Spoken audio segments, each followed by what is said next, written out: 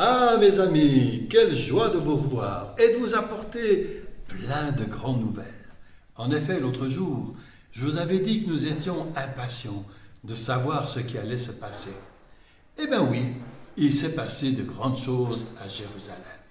Le jour de la Pentecôte, tenez-vous bien, tous les disciples étaient là et beaucoup d'autres personnes avec. Ils étaient plus de 120.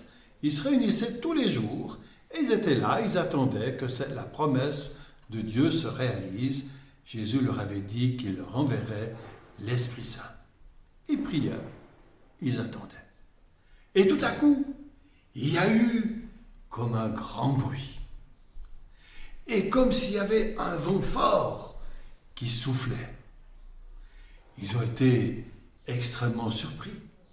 Et le rassemblés, ils ont vu comme des flammes qui descendaient sur chacun d'entre eux. Et alors voilà que tous se sont mis à parler dans des langues qu'ils ne connaissaient pas. Dehors, beaucoup de gens ont été surpris par ce bruit. Et il y avait là des gens qui venaient de tous les coins du monde. Des Juifs qui habitaient de partout ailleurs étaient présents à Jérusalem et ils étaient très surpris d'entendre parler dans leur langue. Et ils se sont dit, mais que se passe-t-il? Oh, il y avait bien sûr quelques malins qui ont dit, oh, ils ont commencé de bonne heure l'apéro aujourd'hui. Ils sont pleins de vin doux. Regardez-les, ils savent même plus ce qu'ils disent. Mais Pierre, à ce moment-là, a pris la parole. Et il leur a dit, voyez ce qui s'est passé. Cela a été promis. C'est la promesse du prophète Joël. Vos fils et vos filles prophétiseront. Aujourd'hui, cela s'est passé.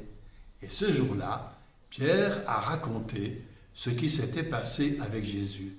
Et ces gens étaient très intéressés. Ils ont demandé ce qu'ils devaient faire. Et Pierre leur a dit, eh bien, changez de comportement et croyez en lui. Et rien que ce jour-là, vous n'allez pas me croire, mes amis, mais ils étaient plus de 3000 à croire dans les paroles de Jésus. Nous, au village, on était très interpellés par tous ces événements.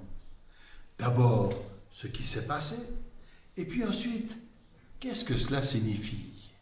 On a décidé qu'un de ces quatre, on se reverrait avec notre rabbin, Rabbi Jacob, et qu'on allait discuter de tout ça. Parce que lui, il en connaît un rayon sur tout ça.